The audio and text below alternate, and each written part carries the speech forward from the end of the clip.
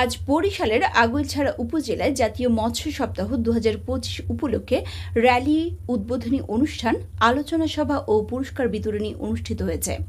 বিশেষ প্রতিনিধি আকাশ মাহমুদের তথ্যচিত্র দেখুন বিস্তারিত।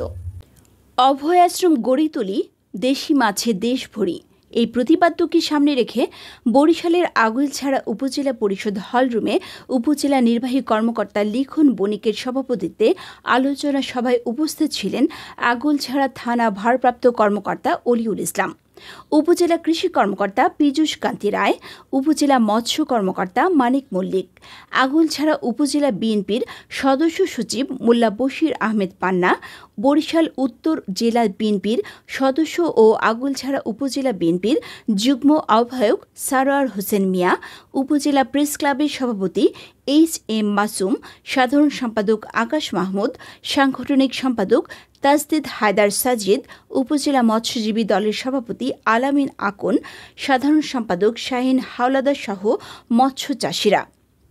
অনুষ্ঠানের উপস্থাপনা করেন উপজেলা সমাজসেবা কর্মকর্তা সুশান্ত বালা।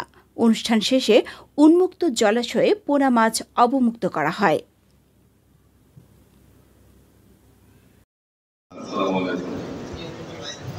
আমি আসলে পক্ষের লোক, এখানে উপলব্ধি করছিলাম যে খুব ভালো একটা প্রোগ্রাম, যেখানে যে স্লোগানটা আছে যে অভয়াশ্রম গড়ে তুলি, দেশি মাছের দেশ ভরি।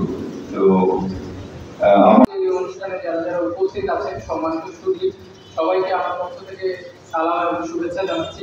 আসসালামু আলাইকুম, নমস্কার।